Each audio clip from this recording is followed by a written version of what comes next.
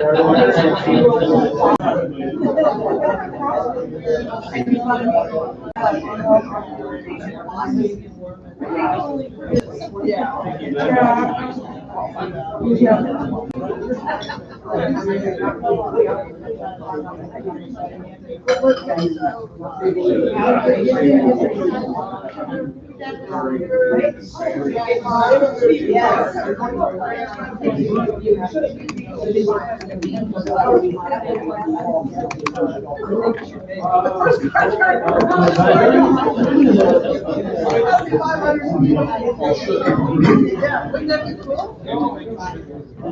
was the whole idea. New link. Okay. You didn't send it out yet, right? No, I sent the first one out, but I'm redoing the in the bar there. Oh, okay.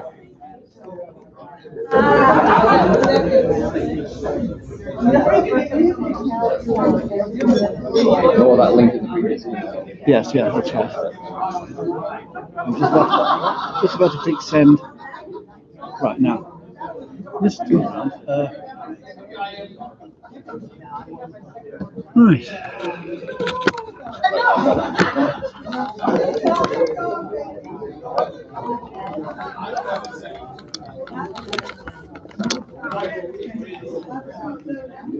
Oh,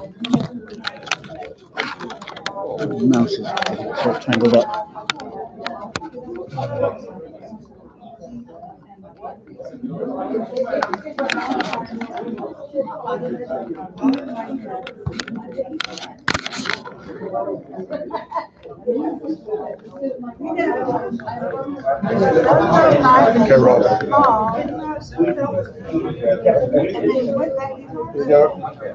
That's a good shot. Thank you.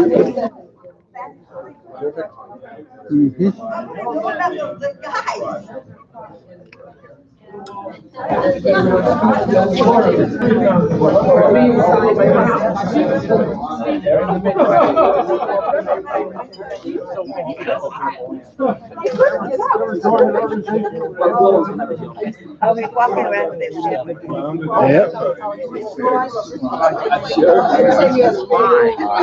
Yeah. Smile, you're on candid camera. With his spy camera here. Yes.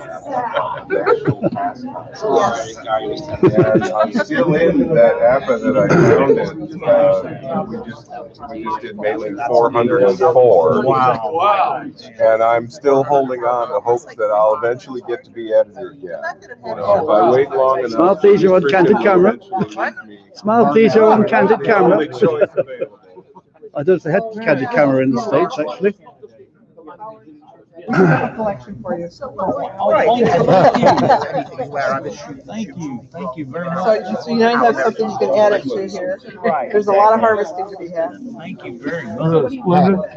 Yeah, it's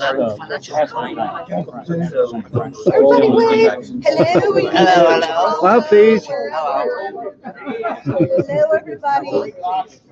Yes, we'll hear. Dangerous, you know, Rob. Oh, read my dress. I've got comments. Would you like to read them?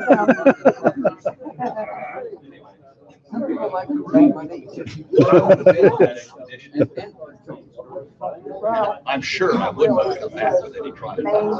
No. No. Nothing in your pocket. Nope. Nope. But if you're coming down that shaly slope and some crumbs flake into your shoes, what can you do? And you get back to your room, you clean out your shoes, you're shaking the loose rock out of your shoes. Oh, look, a trilobite. What a coincidence. Gee whiz. Gee golly darn. Right. Who would have suspected? Who would have thought? Yes, exactly. Live right now, aren't you? Yeah, correct. Why not? I think it's spectacular. But previously, there's been about an hour just watching people eating, and it was very boring. So I thought I'd just do a 5-minute walk around for people to say hello.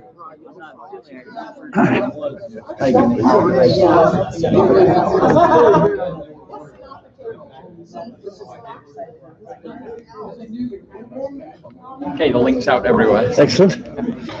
They'll have to see that little bit in retrospect, because people had a chance to sort of wave and say hello and smile, Peter, on kind of camera and all that kind of thing.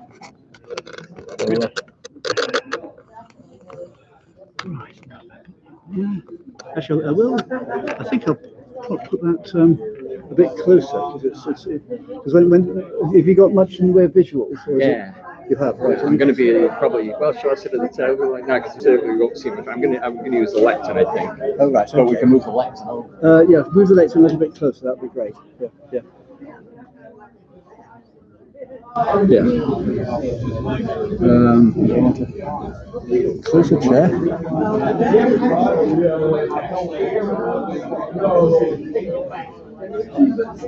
Peter should have the chair about here. You get a good view of the of what's on the screen. Okay. Right. That's the 12-foot USB extension cable I got at Best Buy in Raleigh last year. Right. I guess that's about the right position.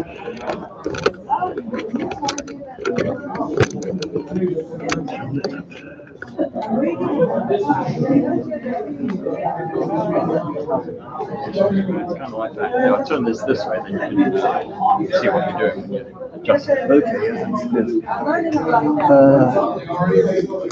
Needs to be slightly down like that. And keep tilting. Just try like that. I may have to bring it back when we do awards and we're no longer needing the screen. Yeah. There may be a wider field of view needed, in which case we'll just take it back off that back on the table. Yeah, right, although you're a little tight, but I might want to be further back now. Yes. Well, the other thing to do is to straighten it up like that. Yeah. And then you've got Yeah, that should get the lectern vertical. Yeah. Don't worry about the screen. Here, I'll go and stand in.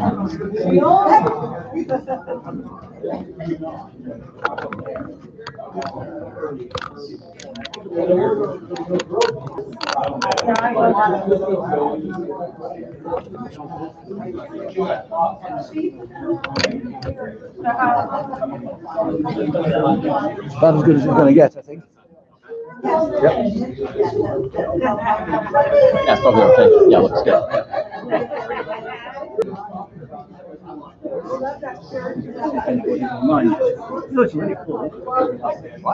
Well, it's good time, you know, because it's waking hours everywhere. Yeah, well, yeah.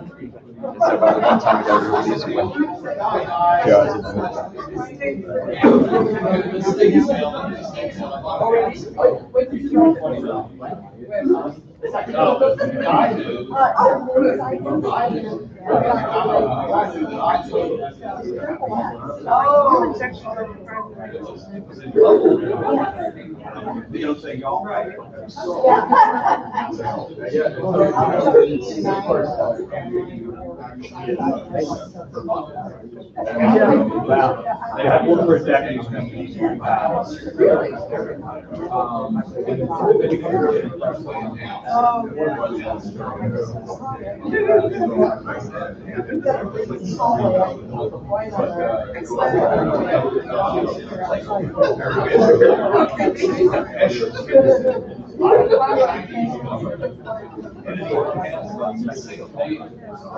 I've been reading and one of the credit cards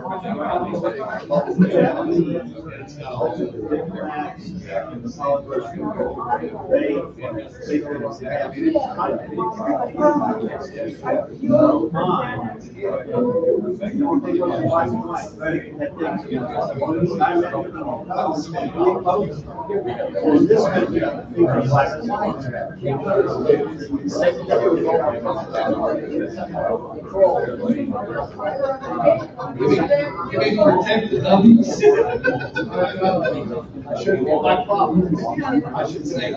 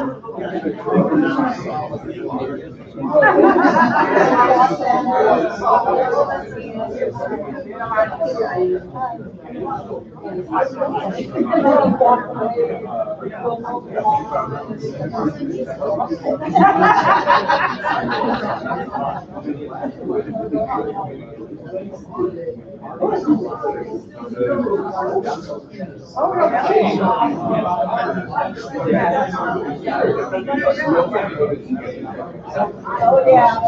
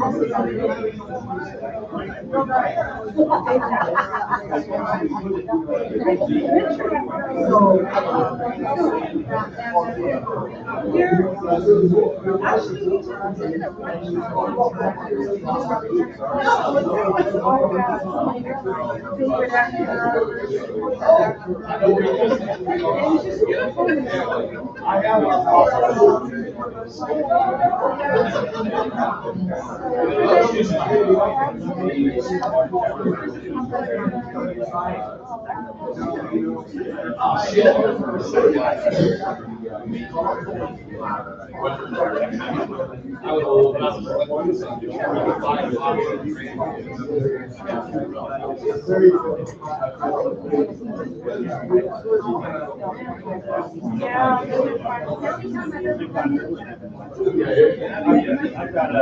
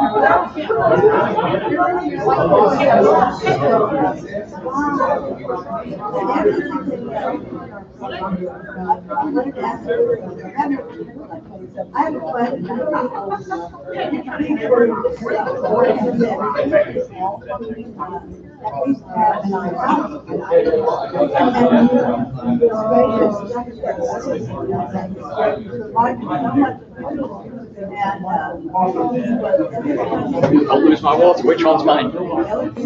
Which one's mine? Oh, you got mine. Ladies and gentlemen, we'll be starting a little earlier than anticipated. Mr. Burns is ready to go with us in maybe like 12:15 or so, next few minutes. So please start finishing up. Come on down, walk it off for 20 feet. In the meantime, I do want to thank some people. Where did I put my freaking notes? Big thanks to the serving folks here. Skylar Smith, who is the head banquet person, and Sharita, who is the lead server here. Wonderful job. Thank you, lead folks, for all you've done. And I hope everyone is, there's still food up there. We did some serious damage. Pablo, how many times did you go to the line? Twice. Yeah. Twice. Attaboy. I lived in London for too long. It made my stomach smaller. So, Bill, you moved this over already? Yeah, we're good. Okay. Want me to leave this on then for you? Yep. Okay.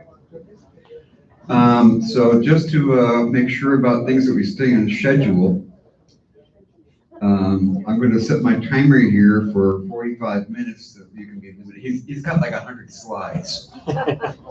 He says. At least. Although I did see the look on your face, and I may have to change my mind on that. Okay. Get my water here. Don't pull a Greg on.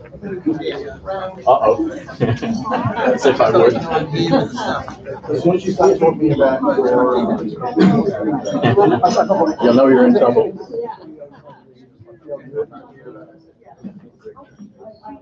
I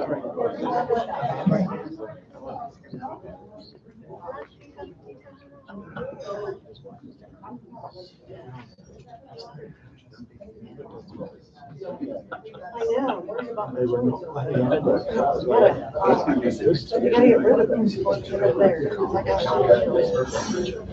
I No, I think it's the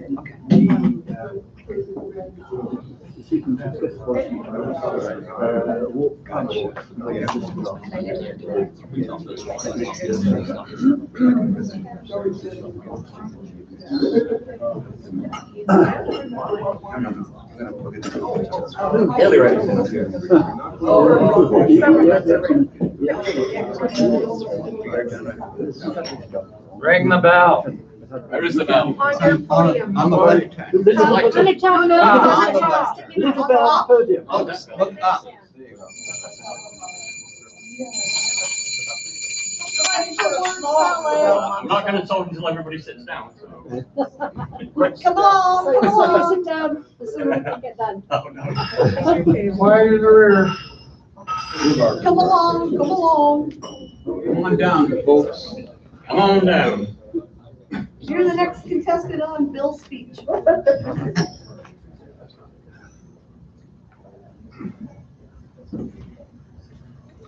Settled. That worked. Everybody ready? Yeah. Okay, then I'll begin. So many of you know of my interest in communications history, the undersea cables particularly, which carry the internet all around the world. So I thought I did a talk at WorldCom, which went down very well. So I thought I might go through the 170-year history of this field, with an extensive slideshow, so you get a really good overview of it. I saw the look on John's face, and I changed my mind. So today's talk instead is Thomas Edison and his amazing electric pen. And this was originally published as an article in Rich Coates' fanzine, Sense of Wonder Stories, quite a few years ago now. So most of you probably haven't seen it, and it's a little bit updated. But Thomas Edison, it's a little known fact, he was a science fiction fan. Not only that, he was the first ever to be Tuckerized in the 1898 book, Edison's Conquest of Mars by Garrett Serviss. It was just an unauthorized sequel to War of the Worlds. That was much later in his Spanish career. Back in 1875, he invented the stencil duplicator, so he could pub his ish. But there were some fatal flaws. There was no suitable ink, no typewriter cut stencils, no stencils for that matter. Well, that's almost how it happened. Edison was a guy with high intelligence, completely self-taught. He had a grasshopper mind. He was interested in everything technical from a very early age. And he might well have been a fan, except when he was a teenager in the 1860s, science fiction wasn't a genre, and fandom was far in the future. The story of his appearance in Edison's Conquest of Mars is true enough. And Edison's autographic printing system, patented in 1876, was the direct ancestor of the A.B. Dick mimeographs and Gestetners and Roneos in Britain, used by fans for much of the 20th century. Edison's duplicated system was designed to be used by almost anyone, and included a flatbed printing frame, stiff paper stencils, a specially formulated ink, and a battery-powered electric pen to cut the stencils. So you can see the outfit there. There's your battery, suitable for burning holes in the office carpet if you tip it over.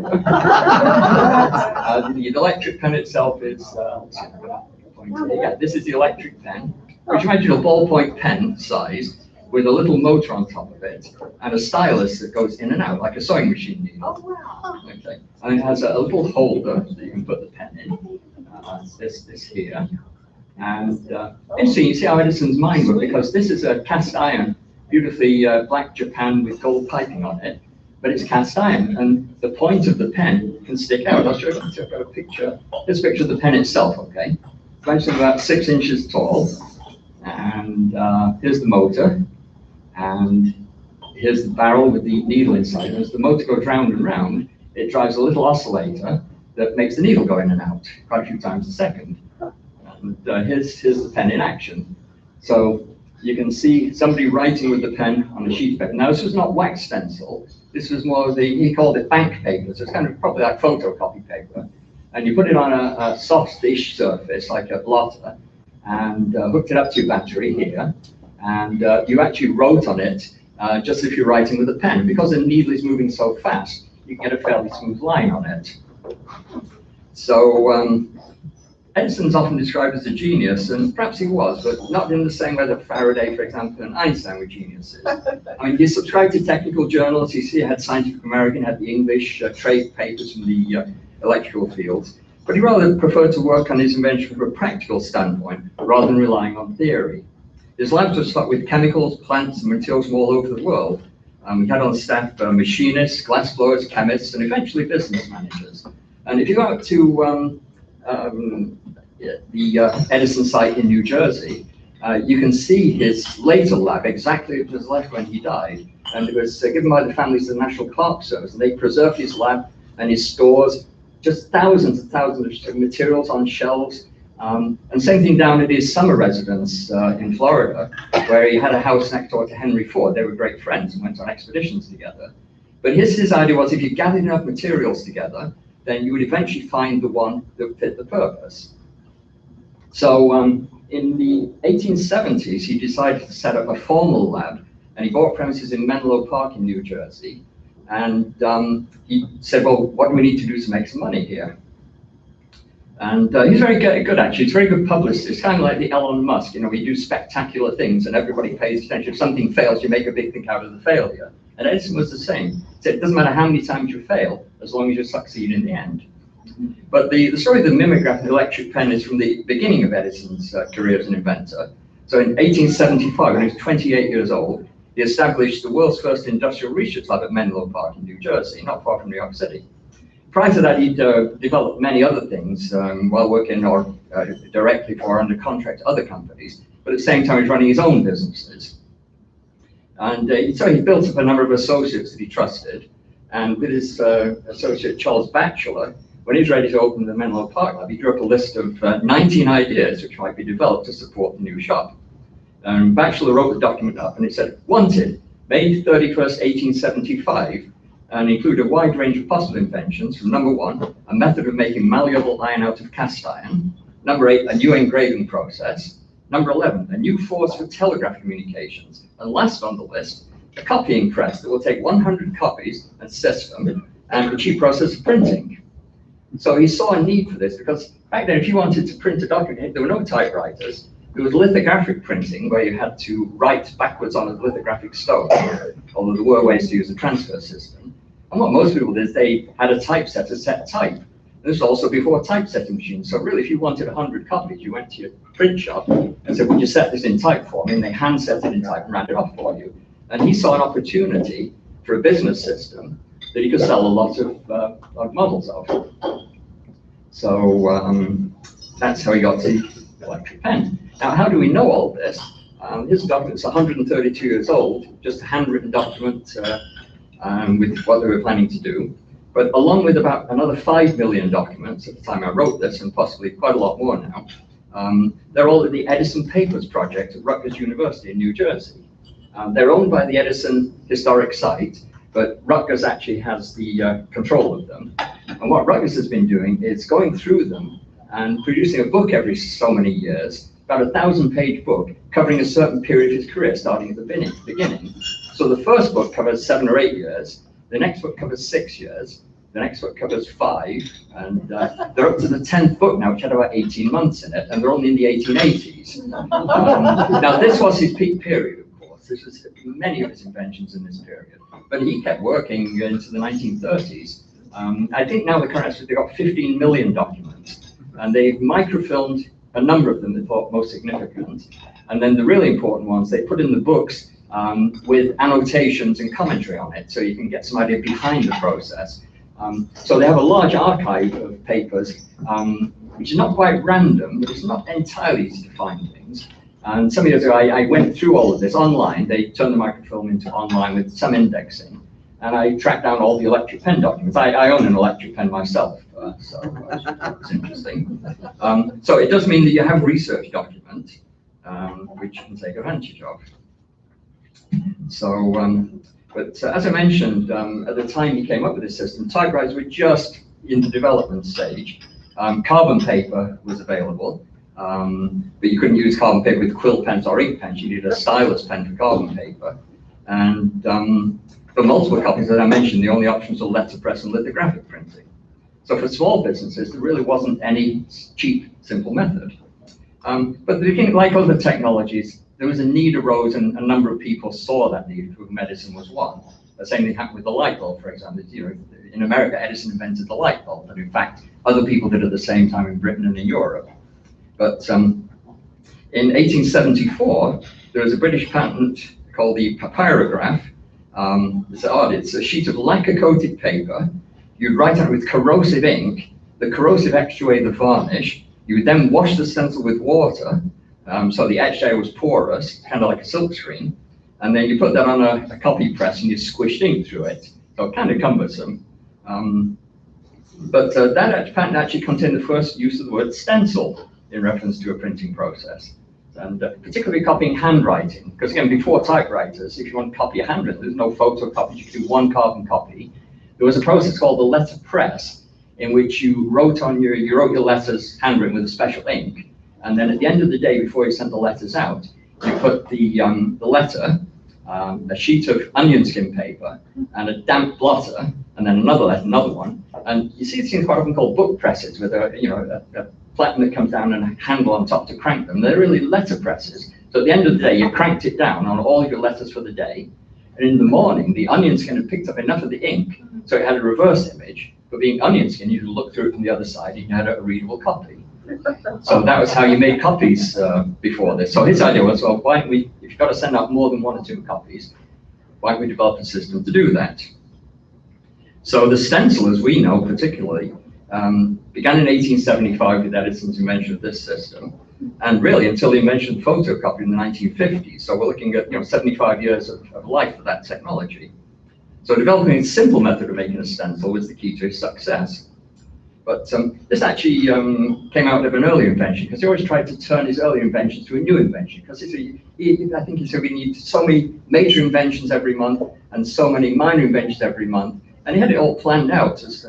He set everybody working on this, and he had a lot of his old muckers. They were his workers, and he took the credit for it. That was the deal with them. But he quite often gave them a little piece of the business as a reward for developing something under his direction.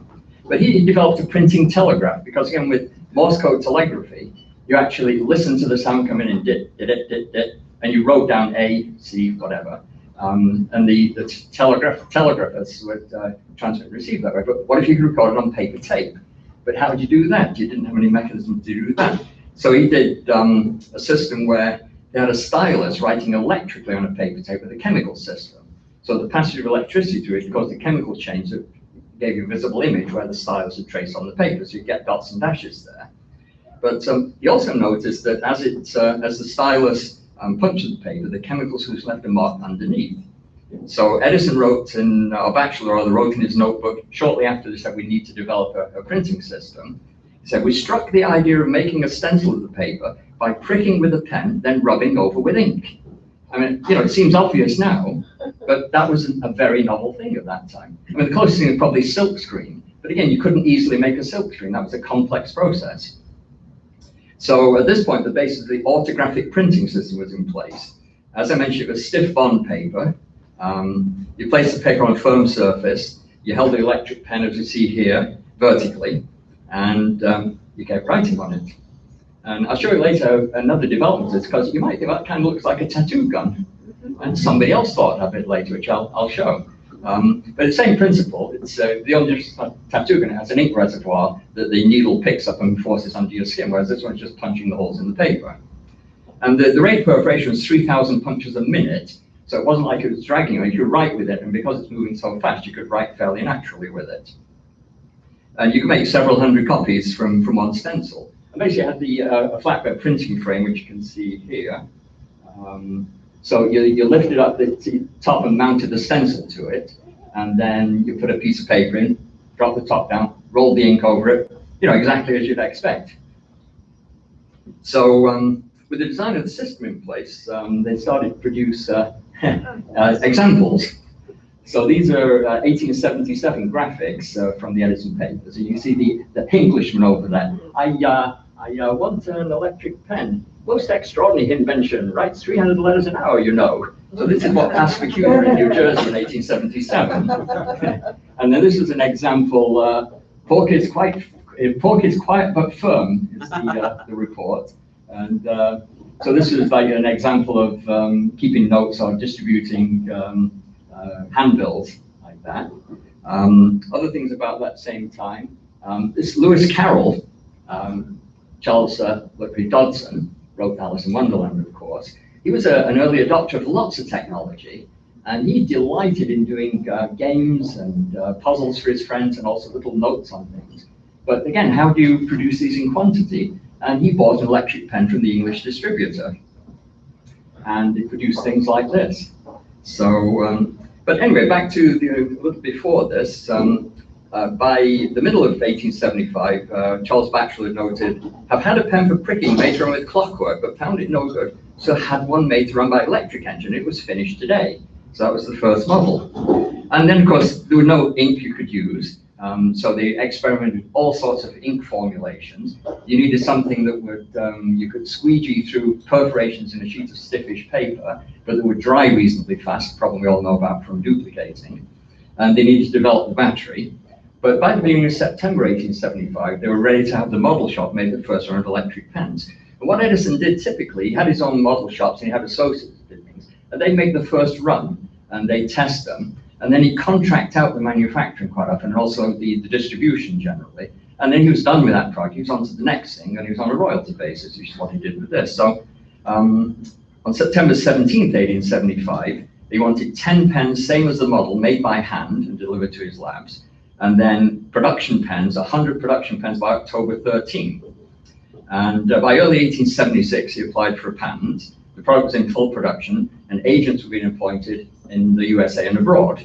So he got his English distributor, and Lewis Carroll bought one. So, interestingly, one of the wardens at the state prison in Illinois bought one. Now, why would he? Well, maybe he had to do documents, but also he did this interesting document, which I have an original of. And this is about legal size paper, 4 sheets of it, printed both sides. So it's a double legal, printed both sides.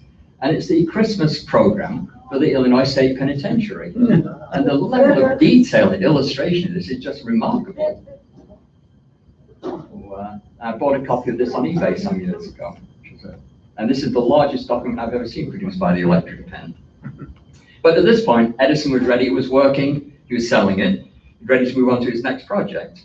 So over the next few years, he had patents for telegraph inventions, the phonograph, the electric light, electrical power distribution, improvements to the telephone. So he wasn't a man to sit around, he would turn his hand to anything.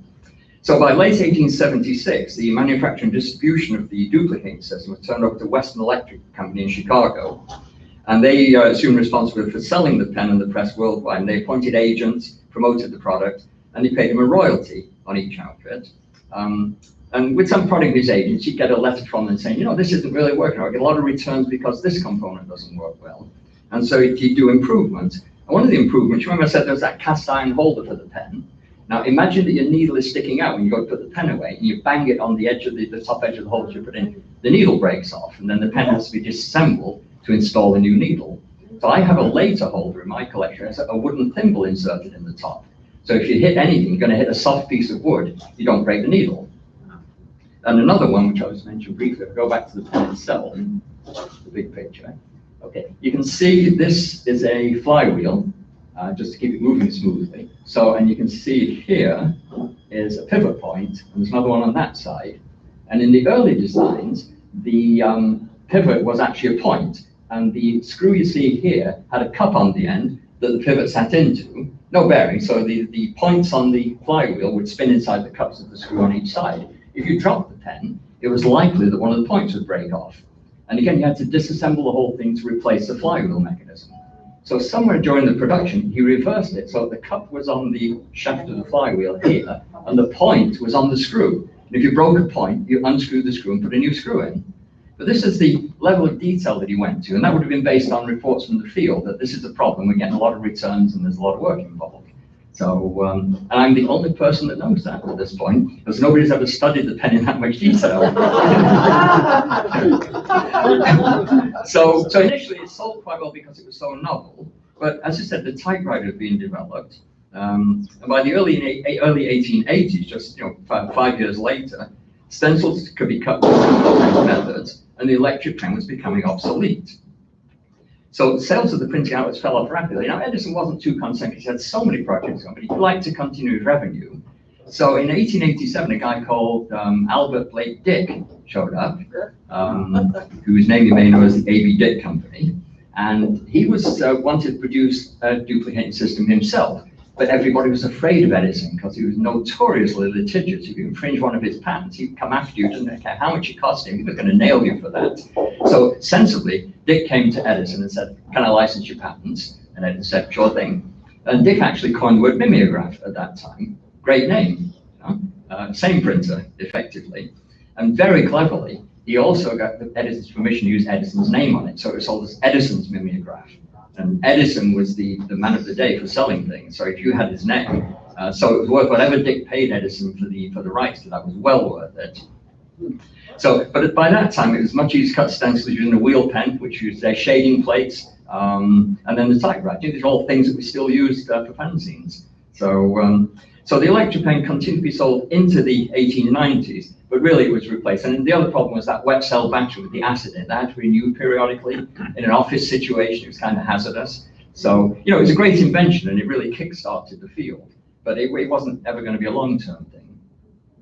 So, but Edison profited every stage from the pen and the press. In the beginning, he made them locally and his partners took the revenue.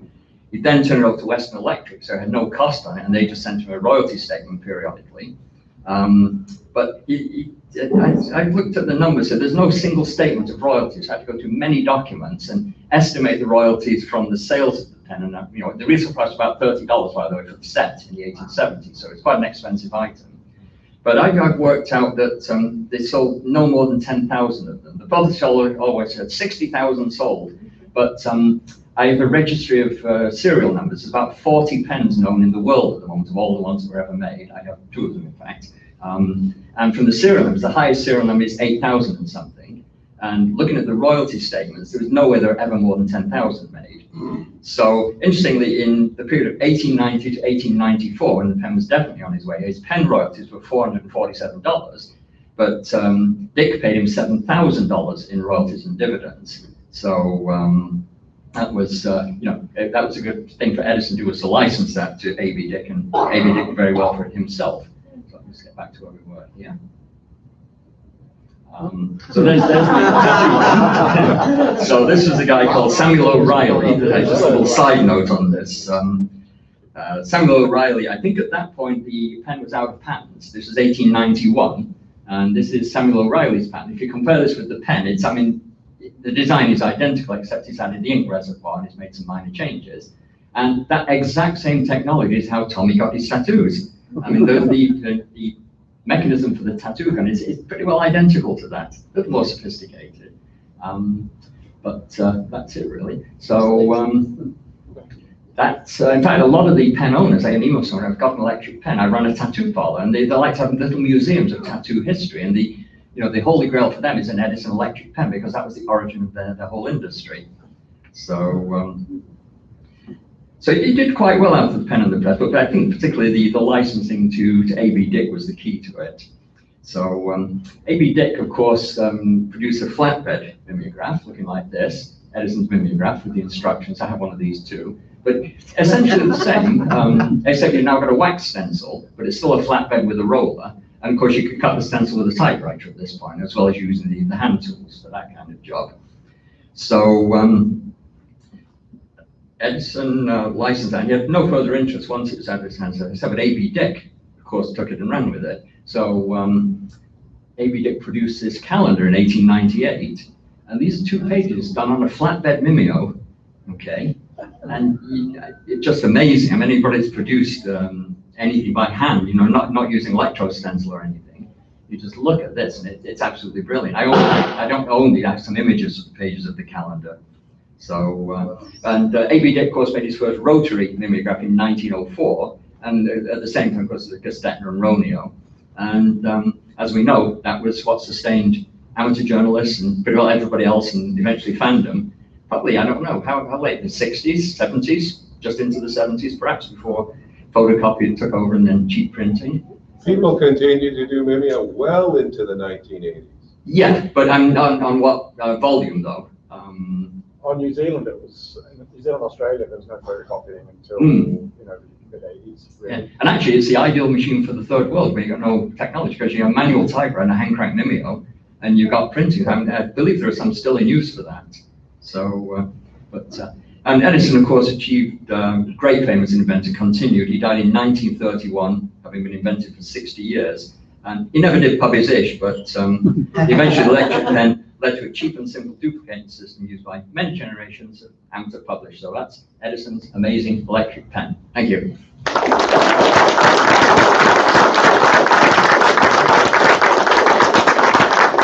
I can now speak for another half or 45 minutes on undersea cables, if ever. Maybe another time. Thank you, Bill. Thank you. Eat your heart out, Jim Benford. And here I thought he was going to break Greg Landry's record. Yeah, I saw your hook though, and I was kind of, you know. Don't forget your Wawa. Your notes. Yeah. Great. Can I ask a question? Questions? Oh, sure, yeah, sorry. Yeah, sure, ask questions, 'cause, yeah. Go away again. You know, with the original pen and the artist using it, could they like use a pencil to write out what they wanted and then trace over it? Yes, I'm sure they did that, because I say it was just what they called bank paper at the time. It was probably like slightly heavy photocopy paper or laser printer paper. So you could certainly do a design on it and then just go over it with the pen and just follow it. Absolutely, Okay. yeah. So that didn't interfere with the chemicals or No, anything? well, there are no chemicals. It was strictly right. mechanical. It was just, it's based on a chemical process. It's just perforating holes, so strictly a mechanical system. So, yeah, anything else? So a tattoo artist would have been pretty good at doing those. Oh, yeah, sure. I mean, a good tattoo artist. Yes, yeah. If I was in Manhattan, I found a mention of somebody said, oh, so-and-so in Manhattan's got an electric pen. And so I called them up and went in, and a woman runs it. And there's a glass showcase in the front part of the shop. And there's an electric pen there. Sure, I'll take it out for you. You know, she took it out, and I gave some of the backstory on it. And, they're interesting people, the tattoo artists. And, you know, they do have an interest in the history. They collect what they call the flashes, you know, the base artwork that they do it on. And there are historic ones whose patterns are still used, apparently. And that's quite a collectible item itself, you know, the color designs, which has a cabinet full of, you know, 19th century designs, some of which is still used.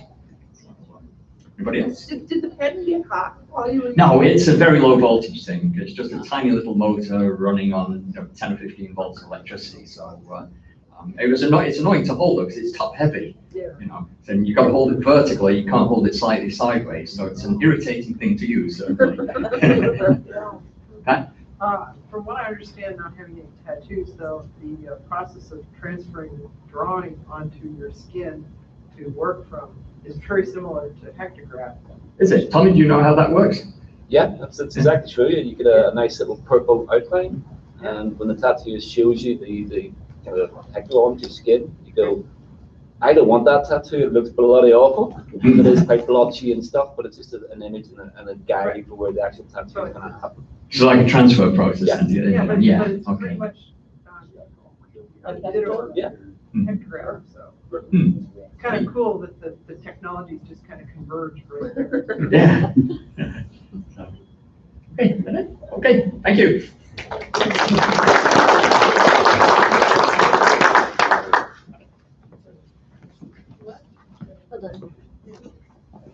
Move these things down here. All right. Looks like they're getting set up to bring up some more food.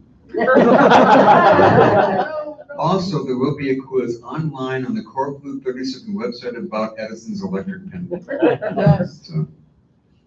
So that will be done. If you don't do it after midnight tonight, not done, you will be a 5-point penalty off your score. Okay, a couple announcements first. The Dead Dog will begin. We'll be back in our regularly scheduled con-suite over on the Cabana side of 256. And hopefully by then you will be hungry for some of my wife's delicious chili, homemade chili. And Pat, about what time do we expect to have that open tonight? Well, I figured I could go back and open it when we got done here. Okay. You know, and people can just hang out. That's fine, because we're gonna run home, change, get the chili so we start warm up and we pack up in here and be good to go. Okay.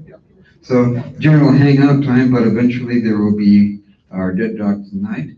I would, first of all, like to extend my sincere appreciation for the Hilton Hotel staff here.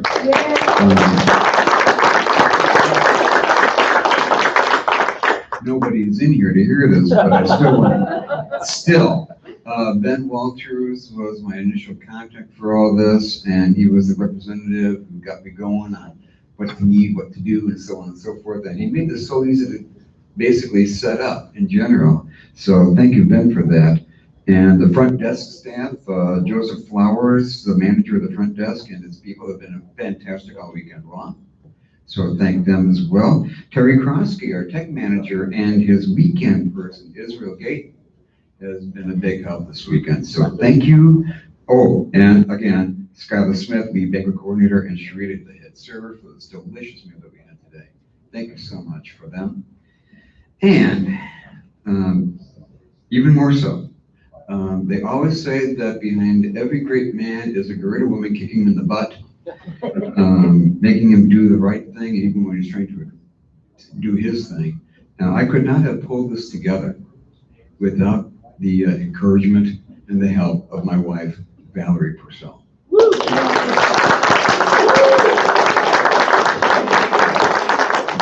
She's an organizational freak. I tend to think in more broad scale things like that, and she's very particular about things. Our auction setup, the registration setup, the phenomenal work, and the convention suite as well. So thank you to Valerie and her compatriot in crime. If you look at her name badge, it says Consuite, and what else does it say? Oh yeah. Genius at work. Genius at work, that's right. So thank you, Pat. And Pat, as you know, ran Corflu Choir 13 years ago, all by herself. And I knew that I could learn a lot from her, so I thank her. And also some other people who have been a huge help for what to do, how to budget things, and what to do for the concert. Michael Dobson from last year.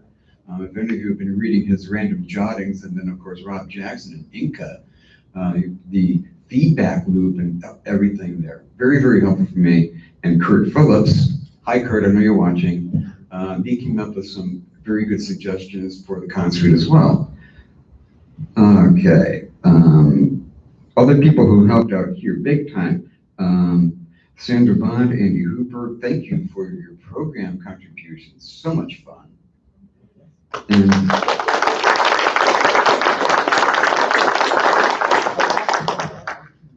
And also, if you're kind of wondering how this all began, it was like last May, I think it was, May or June, I got this email from Pablo saying, you know, we should bring Corflu back to Texas. And it's been too long. And so I was thinking, along the lines of the Field of Dreams thing, if you build it, they will come.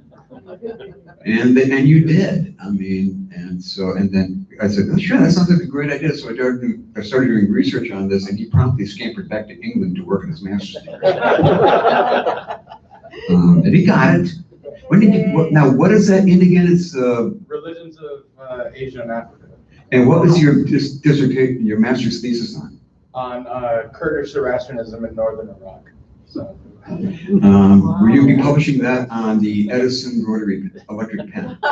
I'll do my best. All right. Bill, I'm going to need to borrow one of those pens. Or I could just tattoo it on one of you. There you go. I think there might still be some room in some of Tommy's legs. All righty. But this is all Pablo's fault.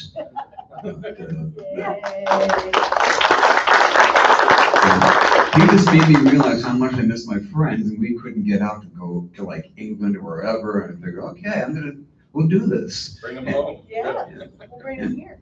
So we're bringing them here, and so I got everything squared away, and then he finally finished up in like February or March. No, January, February this year. Yeah. So he had the idea, but I did all the work. So, That's why he's the chair and I'm the settee. also, and if you look at the program book, it also said Pablo is also the valet. So this afternoon or tomorrow morning, while you guys are packing up, he will take your luggage up to your cars, drive the cars up to the door, load them, and help you out. Anyway, and then finally, gotta thank all of you people for coming. I mean, considering the situation, what's been going on, to have 33 of my best friends in the world here, like a family. Thank you for making this such a success. Thank you so much. There we go. All righty. And thank you, Rob, for the live stream. Yes. Oh, thank you, Rob Jackson, for the live stream. Absolutely. Bill Burns for putting stuff on the Corflu page and the Corflu Facebook page as well. And I think that's all the thanks, and let's get next up are the fan awards themselves. Ooh. So, let's see, who would like to help? Pat, would you like to help me out on this? No. Okay, Valerie, excellent. Yeah, proof I could say no. I can't.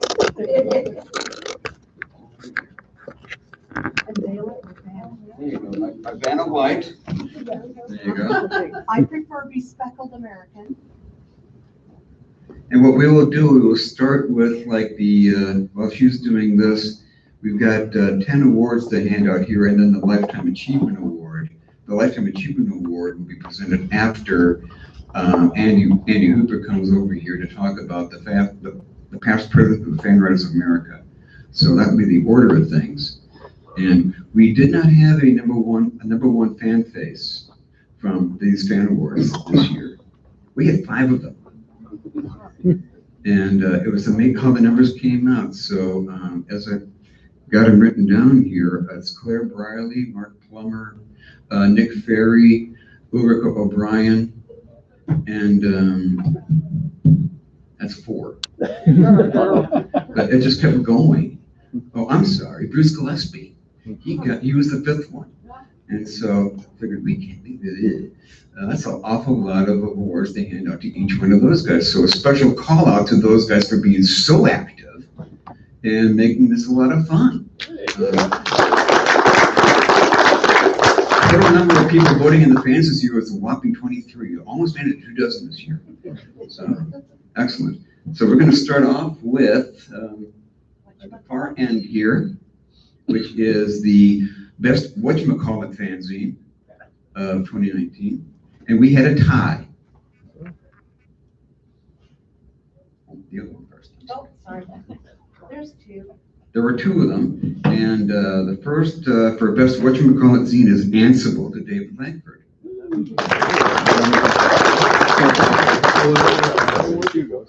And the other one, Wolfgernost from Fred Lerner.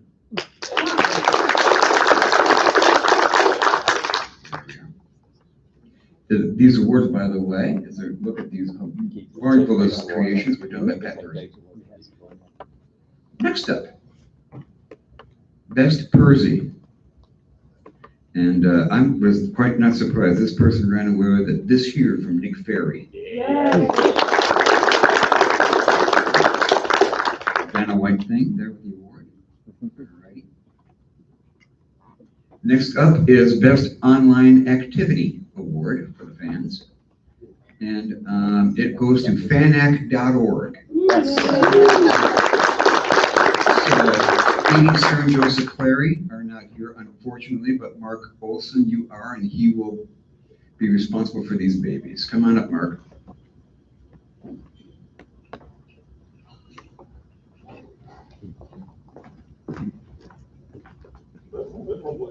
Nice. Yes. Smile for the camera. Get your picture taken.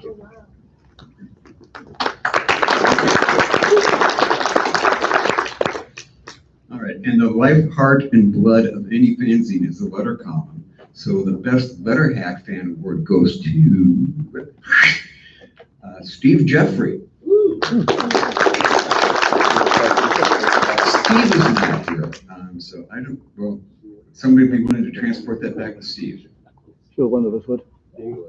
England. Rob or Keith will take the British ones. Yeah. Okay, thank you, Rob. Yep. Or Sandra, depending. Or Sandra, depending who's closest. And the next one is for best fan artist, and running away with the votes on this one, Ulrika O'Brien.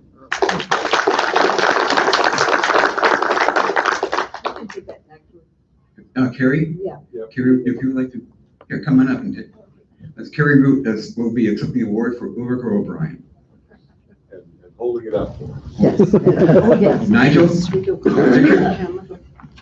that in there? Establish the pattern. Okay.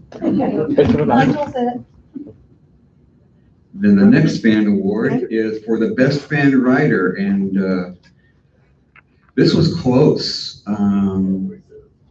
He beat out, I forget who he beat out by, I think he beat out Nick Ferry by one vote, Mark Plummer. I had to count that one like 3 times to make sure, because it was just that close this year. We had 2 ties. One for best online activity was the first one. Best cover art.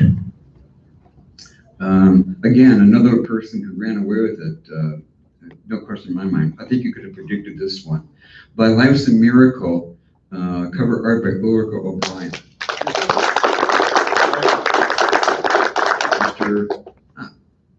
Mr. Hooper will accept that one. Ranking member of the Thy Life's a Miracle Cobble present. Right. I'm happy to accept this on behalf of Ulrika.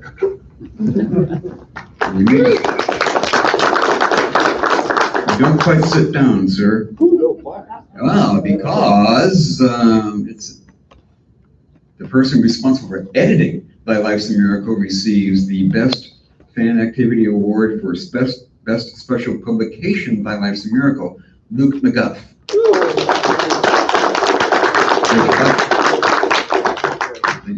I knew Luke from when he was living in Minneapolis, Minnesota fandom. We went out to our favorite Chinese restaurant with Luke and Julie McGuff last weekend. And I said to Luke, you know, you might win a fan award this year. And he said, So much he knows. So yeah.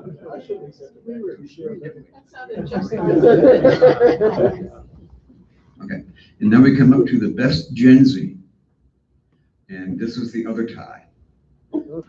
First winners for Best Gen Z and Fan Award for 2020, Banana Wings, edited by Claire Borelli. And I get, we'll have one of our English representatives here and schlep that back across the pond. It's a small one. And the other fanzine that tied for Best Gen Z has 3 editors. Chunga.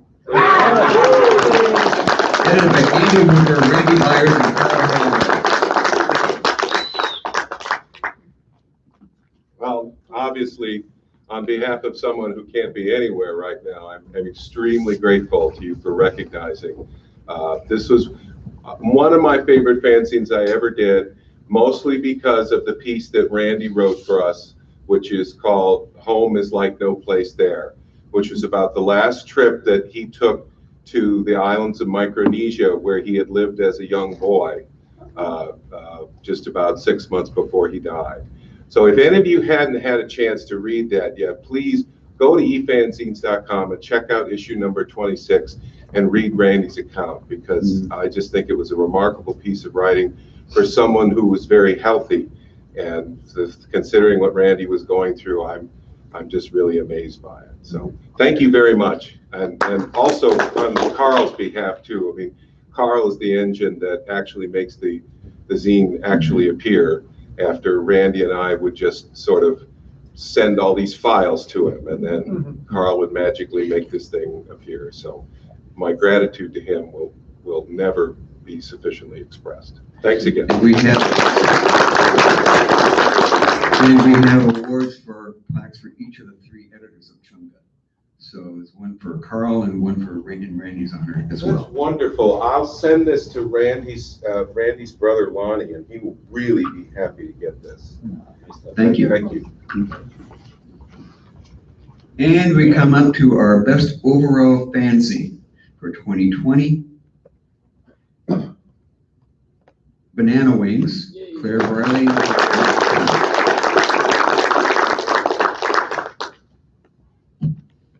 And that's the end of the fan awards. Thank you.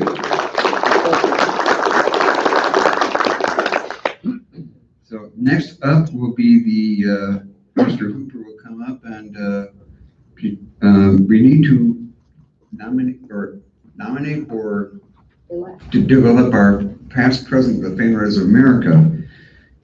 And then would be Andrew will talk about that, and also he will present the Lifetime Achievement Award. I'll at least announce the Lifetime Achievement Award. Right, so for the last 36 years, every head writer stood before you and told you the story of the Fan Writers of America, which is an organization which has no dues, no bylaws, no actual function. It merely is a fraternal organization for people interested in fanzines and enjoying their production to identify one another. It was created in a smoke-filled room in 1984 at the Los Angeles Worldcon, and for a couple of years there was an effort to name two past presidents per year for the year that you were in, and also counting back towards the beginning of time. And this led to some confusion in early years with multiple people receiving awards. And apparently Terry Carr is the only 2-time past president of FWA, excuse me, because he was given the award as a retro award at some point for like 1979 or 1980. And then we forgot all about that when we got to Minneapolis in 1989. And so apparently we named him past president of FWA again. But other than that honest mistake, no one has ever served in the role more than once. And it again is a position which has no responsibilities. You have, if you are elected past president of FWA, you have already served your term and can simply sit back on your well-deserved laurels. We have at times gathered in a smoke-filled room to put the fix in for the past presidency of FWA, but frankly, we forgot about it this year. So, in all honesty, I open the floor for any nomination for the past presidency of the Fan Writers of America. Mr. Murray Moore. I nominate a fan who has produced a notable fanzine in the previous century and in this century, who has helped organize more than one Corflu and is the producer of the Corflu Live, Rob Jackson. Very good. We have a nomination of Rob Jackson, and I assume someone will second that. Very good. Do we have any other nominations? I move that the nominations close. Well, no. I think for the sake of having a little more fun, I will myself nominate Mr. John Purcell, who has worked so very hard in this last year to bring us to this event. Will anyone second that suggestion? No. Well, I have one from the back here, Teddy, so I'm sorry. I need to put something in this water now. So we're actually going to have a two-way race with Mr. Rob Jackson and Mr. John Purcell. So first, let me see one, oh, and another, yes? I'd like to nominate Teddy Herbia. Oh.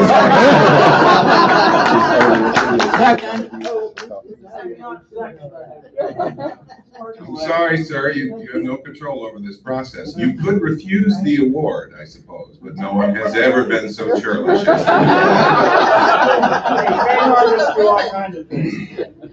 Okay, so please hold up one hand and one hand only for Rob Jackson. Okay, and now one hand and one hand only for John Purcell.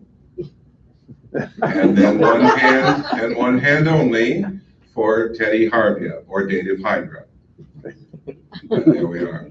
In the tradition of last night's play, it's fairly clear that the preference was for Rob Jackson. So he will serve as the band director, past president of the band director, 2019. Thank you. Rick. Rob, I want to thank you for your brilliant performance in the role. Okay, and the other thing that I'm supposed to come up here and do is a Lifetime Achievement Award. And ironically, Rob inaugurated the Lifetime Achievement Award at the Corflu in, was that Winchester? Winchester, 2010, yeah. And gave the award to Ted White, which no one could argue with, of course. And then the following year, Art Widner was recognized, and everyone liked that too. And then after that, it got hard.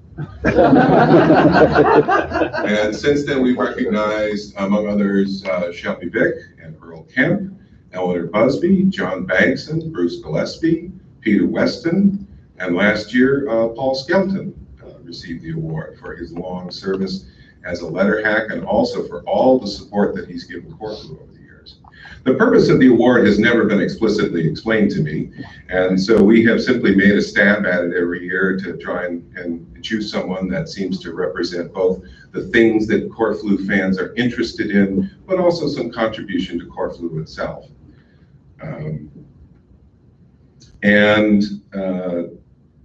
The award is chosen by a very small secret cabal, and I generally conceal their identity from the world.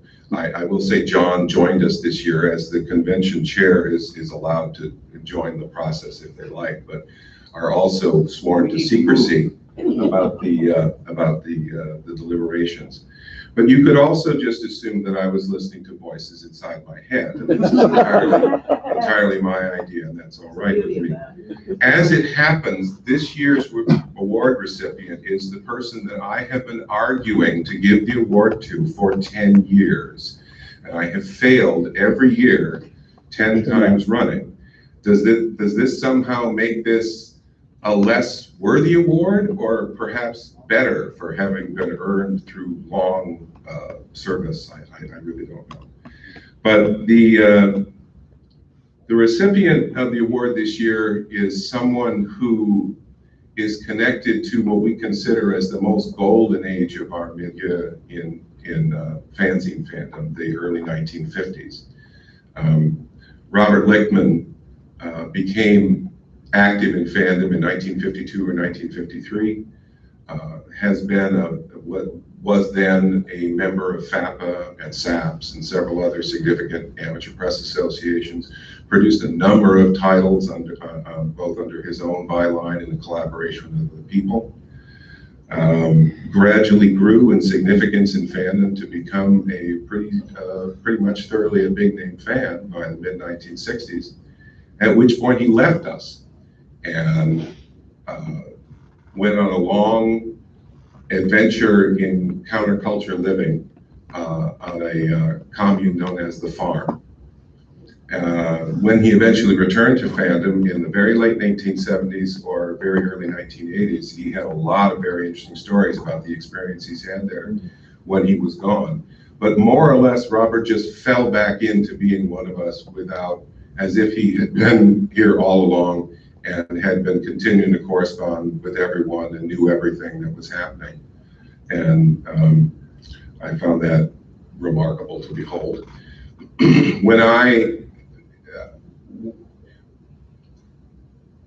Robert's impact in his second incarnation as a fan has been most significant in the way that he provided a connecting point between the people that were members of fandom in the 50s and 60s when he was here before and those of us who are here now. And the thing that you could depend on in any issue of Robert's fanzine's Trapdoor was that you'd see letters by people whose bylines you'd seen in fanzines from 20, 30, 40 years before, but that you had no idea were still alive even. But Robert not only knew them, he had their address, and he managed to get letters of comment from them. Personally, Robert has been a very important mentor for me. Whenever I make a mistake about the description of a fanzine in an online auction, Robert helpfully points it out to me. So fix it for the next time I try to sell the thing. Oh boy. And also, although Robert hasn't been a regular attendee of Corflu a lot in recent years, he has always done a remarkable amount of work behind the scenes to support this convention. There are many auctions we've had where something like 50% of the revenue we made was off of fanzines that Robert donated. And he was never reluctant to do that. And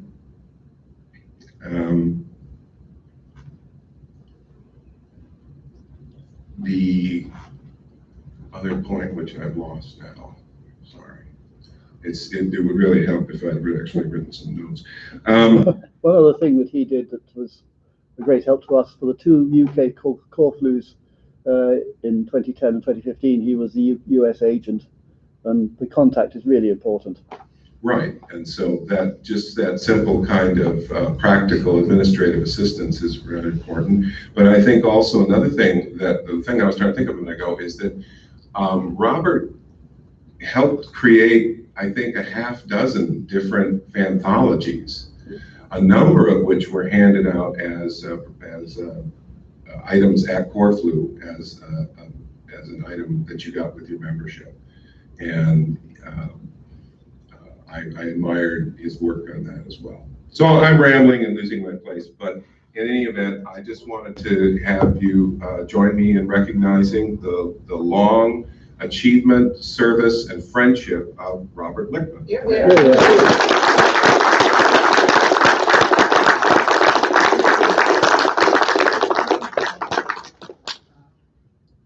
I think we're fine. That's fine. And Jeannie Bowman's going to take that back for us. So thank you very much.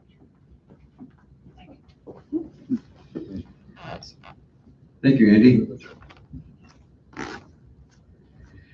We have now come to the part of doing the site selection for the next Corflu, and it appears that there's just a single bid. And Mr. Jackson, if you would come up and talk about this for next year.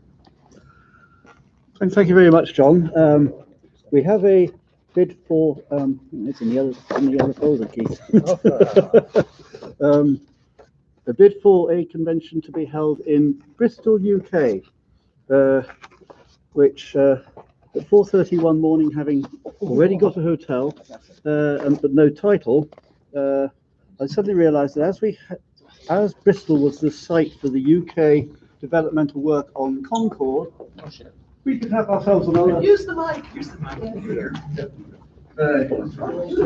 This is a bid for a convention in Bristol, UK next year, just before Easter. So those who want to go to EasterCon at the same time, a week apart, can make it one trip. Viruses permitting, of course. The choice of Bristol was already in mind at the time that the last British Corflu committee were looking around, and the two cities that were considered at that stage were Bristol and Newcastle, both really civilized cities with lots of interesting things to do, excellent restaurants, and a compact central layout. And we did look at some hotels in Bristol 6 years ago. There were some very good ones, and one of them stood out again when I looked again for a hotel in Bristol this year. And it's the Mercure Holland, which has got some lovely function rooms on the top floor, and has given us I think, a quite decent quote for the function rooms. And the room rates are not that cheap, but they're quite good value for double occupancy. The convention name came to me at 4:30 one morning when I got a site, but no name. And then I suddenly realised that because Bristol was the UK site for the development of Concorde, obviously the classic supersonic airliner that's the only way that the paying public has ever been able to travel supersonically. That Corflu Concorde was nearly as alliterative as 11 years ago with Corflu Cobalt. So that's the bid we've got. I've put together a set of rates for membership, and we're ready to take memberships. And I'm glad to say that that since the little sheet that Keith and Sandra have handed out for me, thank you, the committee has started to expand. Very happy that Pat Bursey has agreed to represent us in the US, so that if anybody wants to write a dollar check, they can make it payable to Pat. And in terms of the organisation on site, I'm very pleased that Sandra has agreed to be publications honcho for this con, as she did before for Corflu Cobalt, and that Keith Freeman is going to look after memberships. Other committee members will be decided, but for the moment I'm keeping the chairmanship and hotel liaison roles. And one other person who's already involved as well is a fanzine fan in Bristol, Ian Milstead, who's edited a fanzine called Griff, and he is going to get that's your choice, and I don't know that we have any other choices. Not that I'm aware, although. Second. But thank you. I must say that the feedback so far has been positive from elsewhere as well.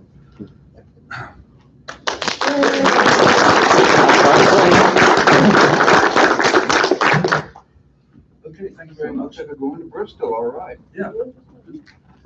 An announcement about the attendance rates there. If you buy in a membership to Bristol this weekend while you are here, we will drop the price of t-shirts by $5 to go with your membership to next year. You may have noticed we have excess. Oh. Are you dropping their t-shirt prices or ours? Mine. So if you register, give money to Mr. Jackson or to Pat Bursey for the American representative, you can have another t-shirt here. They make a splendid gift for a friend, a child. We do have some in toddler sizes, the smalls. So Very generous, John. Thank you. no problem. Other than that, oh yes, people have asked, do we have any numbers about the auction? And I'm not sure exactly what it is, but Valerie's got tabulations. Hi there. I've always wanted to do that. I can't do the maths, but I've gone through it 67 times, and it comes out about 50-50 if the numbers are correct. It's about $683, and we're going to get a math expert to look at that. So that's the running total right now. One other thing about the auction, of the 66 items, only 5 were not sold in the auction. So one of the most successful auctions Corflu has had in terms of number of items sold. So thank you for your participation in that. Tommy, did you want to talk? Let's talk about a 2022 site or 2023. Tommy, do you want to talk about that for further on down the line? We're going to have a Corflu in Belfast whenever you guys are free. Virus free? Yes.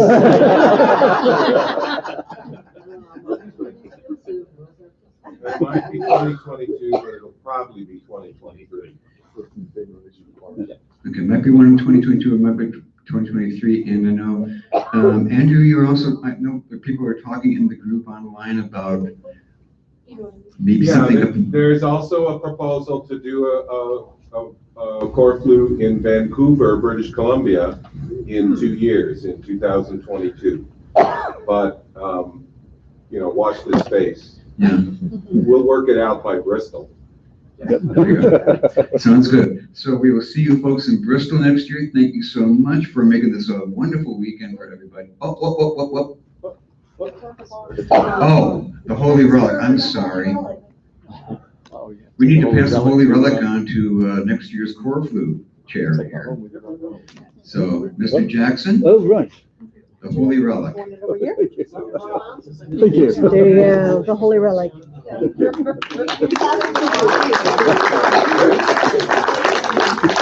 have the packaging for that in the box that it came in, so you can Thank you. go back home. Let's and make sure save it this. survives. With that, we have come to the end of our programming here. Thank So- you, John.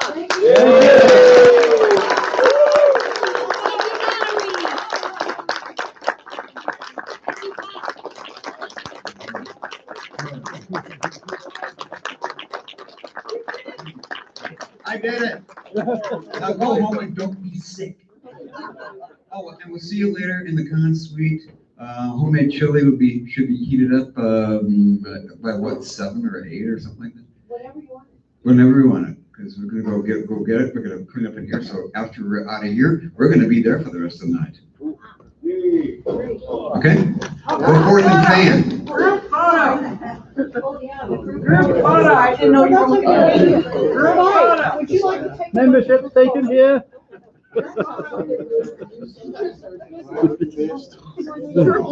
All I got is louder than this. Okay, where do you want to the committee photo or the Okay, everybody get over there, and I'm gonna give my camera to Spike, and then everybody else that wants a photo taken with their camera can give it to Spike. That's we killed 2 birds with 1 stone. Getting Spike out of the picture and. Better against the wall than against this one. Then you want to. I think it's this way. We should get the lights on. The photographer, expert says we should all get over here. So, over there. With the photographer over here. And, it's just a camera. It's an Android, but it's got a great big button on it. Let's put them right here. Yeah. Where the camera here. Let me get back here. Okay. Yeah. Got time out or anything. No, I put my.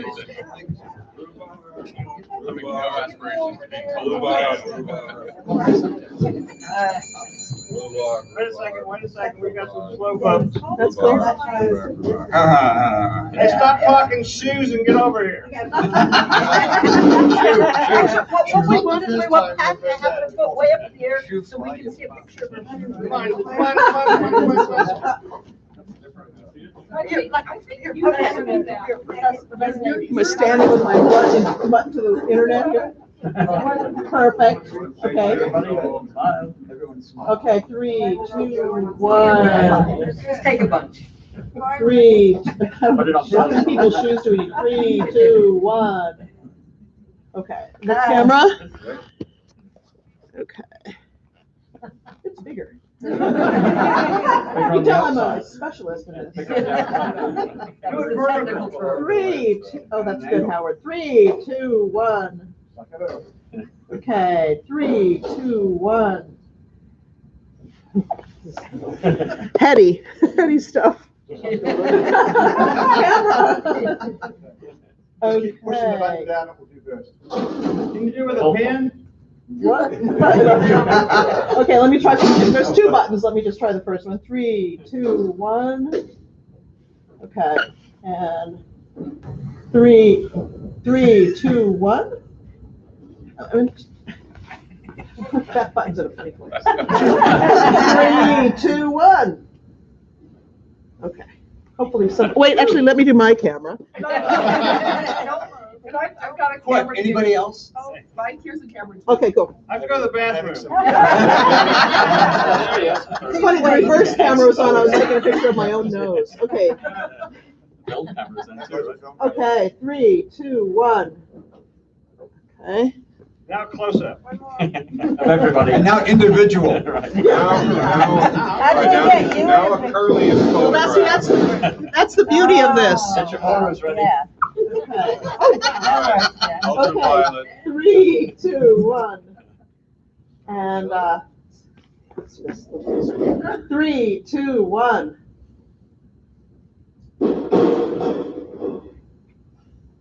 My smile is. Interesting Your normal expression. Are we there yet? Like circles around everyone's faces that are changing. Yeah.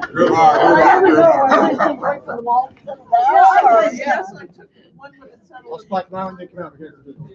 We're afraid our cameras are just filming. Take them all to Photoshop in, all of you, if any of your pictures. Yeah, let me see how they are. I can Photoshop Spike. But you're not a little blur. There we go. What a motley crew. Oh, wow. The same caption I always use, unidentified family. That's fine. Absolutely. They'll be thrilled. I'm sure, well, I've got something else for you. Rob, do you want some souvenir shells? Hi. I know, remember that from the fan meetup. I'm sitting like right across the street. And he's like, That's good. Perfect. Exactly. That's exactly what it's there for. Yes.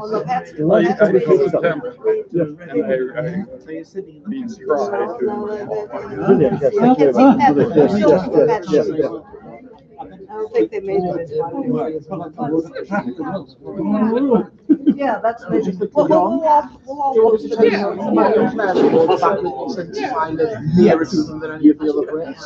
James is. I live from obscured here. less than a mile from So, yeah, Pat was up there. I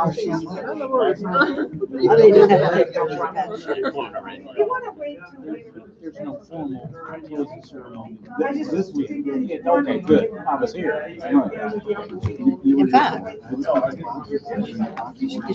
I bet you were. Oh, no, she's there.